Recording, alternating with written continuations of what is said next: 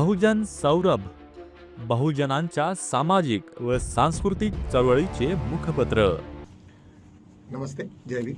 मैं advocate doctor Siddharth Kamble, दैनिक बहुजन सौरभ का मुख्य संपादक। मित्रों, आज सभी तरफ में स्टीम फाइल और हरदीप सिंह पुरी का जो झूठ उन्होंने कहा था कि मैं 3-4 बार मिला था, उसी के ऊपर में पूरी चर्चा थी। लेकिन मेरे दृष्टिकोण से और एक महत्व का इशू आज हमें मालूम पड़ा। इजराइल के प्राइम मिनिस्टर ने वहाँ पे ऐलान किया कि मिस्टर नरेंद्र मोदी वहाँ पे आ रहे हैं। सभी को मालूम है, पूरे विश्व में मालूम है कि किस तरीक़ा से अमेरिका और इजराइल और इनकी दोस्ती और ईरान ने जिस तरीक़ा से उनके ऊपर में पूरा का पूरा जो अपना टारगेट बना के रखा है, ऐसे सिचुएशन में इस तरीक़ा से डोनाल्ड ट्रम्प ने मोदी को ऑर्डर करना और उसने को वहाँ से भागते जाना और पूरे देश में पूरा उनका सत्यानाश करना, मतलब एक क्या इंडिकेट करता है कि एक प्राइम मिनिस्टर जब इजराइल के साथ में जब युद्ध है और ईरान उसका टारगेट बना के ऐसे सिचुएशन में नरेंद्र मोदी ने वहाँ जाना, ये क्या पागलपन है, कितना मतलब इट्स वेरी मतलब कोई सोच ही नहीं सकता कि इस तरीक़ा से कोई काम कर सकता है करके। मुझे लगता है कि सभी लोगों को कल तो आज तो इसमें थोड़ा सा फ्लैश हुआ, लेकिन सभी लोग कल बहुत नाराज़ हो जाएंगे, क्योंकि ईरान ने अपने साथ में जितने सालों से जो संबंध रखे, आज रशिया के साथ में हमें जब भी कभी अमेरिका ने हमें धोखा दिया तो रशिया ही हमारे लिए आई है। कुछ भी रहे, चाइना ने जो भी कुछ हुआ, लेकिन आज ट्रेडिंग में जिस तरीक़ा से इंडिया को चाइना ने हर जगह पे सेव किया मतलब जो भी आज चिपेस्ट जो भी टेक्नोलॉजी है आज हमारे लिए उपलब्ध हुई है,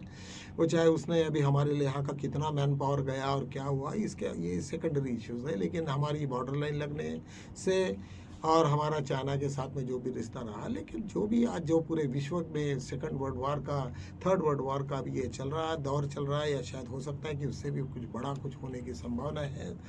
इजराइल का सबसे नंबर 1 टारगेट है ईरान का, और ऐसे सिचुएशन में इजराइल में हमारे प्राइम मिनिस्टर में जाना, ये भी यहाँ पे गुप्त था। लेकिन इजराइल के प्राइम मिनिस्टर ने उन्होंने कहा कि नरेंद्र मोदी यहाँ मिलने आ रहे हैं हमें। अरे क्या बात है, it's a very shameful. International level में हम लोगों ने, डोनाल्ड ट्रम्प ने मोदी को इतना रौंगा दिया कि उनके पाँव में जाके वो जस्ट उनकी पकड़ रहे हैं कि बस हमें जिंदा रखो, क्योंकि अमेरिकन गवर्नमेंट उनको किसी भी हालत में छोड़ने वाली नहीं है, सभी को जेल जाना ही जाना है, ये तो निश्चित है। और डोनाल्ड ट्रम्प भी कुछ नहीं कर सकेगा, क्योंकि डोनाल्ड ट्रम्प की इतनी ताकत नहीं है कि वो वहाँ पे कुछ कर सके। आज स्टीम फाइल में जितना भी जो तमाशा हुआ, हालांकि उन्हीं के कार्यकाल में आज डोनाल्ड ट्रम्प के इसमें आज वो बिल अपना इसका एप्स्टेन का जो डेथ हुआ, जेफरी एप्स्टेन का जो डेथ हुआ, वो उन्हीं के इसमें हुआ। वो वही इंटेंशन से हुआ था कि कम से कम फाइलें नहीं रहेंगी, लेकिन वहाँ के कांग्रेस ने जिस तरीक़ा से फाइल उठाया और डेमोक्रेटिक के दोनों ने मिलकर रिपब्लिकन के ऊपर में बैठ के जो उन्होंने गेम खेला, जिसके वजह से आज पूरा का पूरे विश्व में कई लोगों में पूरा सर अब तहलका मचा हुआ है, और हर जगह पे वो एप्स्टीन की फाइलों के ऊपर में चर्चा हो रही है। हमारे यहाँ पे जब भी कभी ये हरदीप पुरी का जब नाम आया, उन्होंने उस दिन अपनी सफाई दिया और कहा कि मैं 3-4 बार मिला। आज कांग्रेस के प्रवक्ता पवन खेड़ा ने पूरे का पूरा लिस्ट दिया कि 2014 में, केवल 14 में उनका 63 टाइम्स उनका एक्सचेंज हुआ, उनके कितने बार उनके मीटिंग्स हुए, कितने डिनर्स हो गए, ये पूरा का पूरा चिट्टा पिट्टा सब सामने में रखा देश के सामने। देश को बड़ा बुरा लगा कि हर मीडिया ने, सभी लोगों ने उस चीज़ को सामने में लिया। और ऐसे सिचुएशन में इतना झूठ बोलना एक बड़े मंत्री को, जबकि वो मंत्री नहीं था, तब भी उन्होंने वो जाफरी स्टीम के साथ में जो भी डिस्कस किए, और इंडिया के पूरे प्लानिंग ये पूरा का पूरा जाफरी स्टीम वो करता था। इस टाइप का सिचुएशंस पर दिखा है, और मुझे लगता है कि अभी सभी लोगों के नाक में पानी गया है, और अभी सिचुएशंस भी ऐसा है कि सभी लोग चाहते हैं कि अभी ये इसको नीचे स्टेप डाउन होना चाहिए। ये स्टेप डाउन नहीं हुआ तो ये क्या मुसीबतें पैदा करेगा, क्योंकि पहले ही अभी इंटरनेशनल लेवल में हम लोगों की जिस तरीक़ा से हालत उन्होंने ख़राब की, और कनाडा रहे या फिर अमेरिका के बीच में जिस तरीक़ा से इन लोगों ने अपने पूरा का पूरा जो नंगा नाच किया और वहाँ पे जाके लोगों को मारा, ये सब के सब लोग, पूरी लिस्ट है, एक के बाद ये तो उठाने ही उठाना है। अभी तो चाहे तो क्या होगा, ये मोदी किस हालत में जाएगा, पूरा देश भी बेच सकता है वो, अभी कुछ भी करेगा, क्योंकि हर आदमी कितना भी खुखार रहे, लेकिन जब उसके जान में और नाक में पानी जाता है तो वो सब कुछ भूल जाता है कि मैं उस देश का पंतप्रधान हूँ या और क्या हूँ। तो मुझे लग रहा है कि ये बहुत ही गंभीर बातें हुई है। और पवन खेड़ा ने तो पूरा का पूरा बताया, पूरा हिस्ट्री बताया उन्होंने कि जब 14 में वो IAS अफसर वो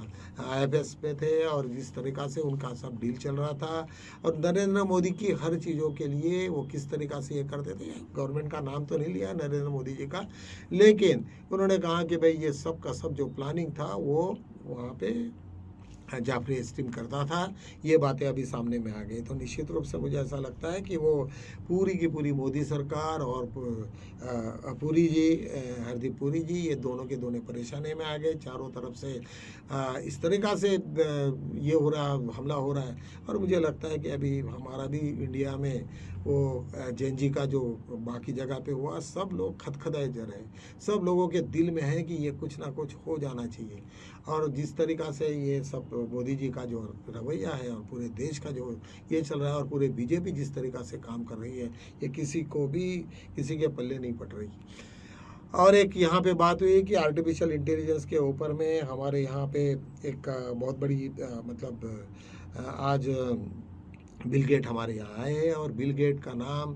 जाफरी एस्टीम के फाइल में कई बार आया, रेगुलरली आया। उस आदमी इतना कुख्यात हो गया, और उसके लिए सब हमारे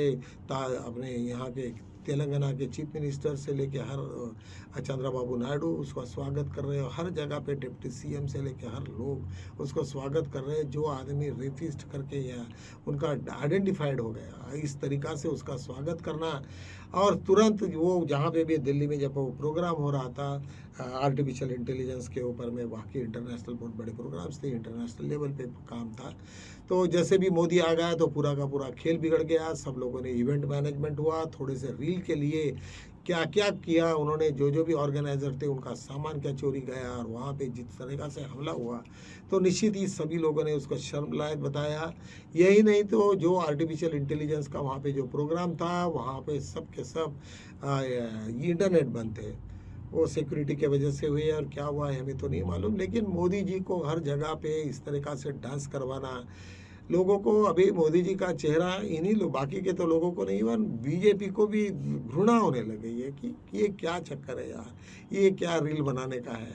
बाहर के जितने भी प्राइम मिनिस्टर है वो लोगों के बीच में जाते हैं, सबके साथ पे हाथ मिलाते हैं, हंसी मजाक से काम करते हैं, रहते हैं। मैंने खुद देखा,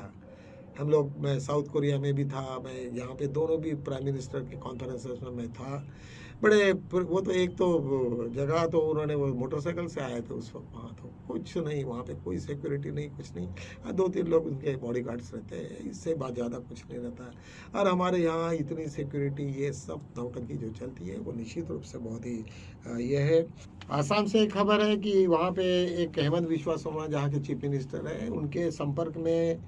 कांग्रेस के अध्यक्ष जो थे वहाँ के,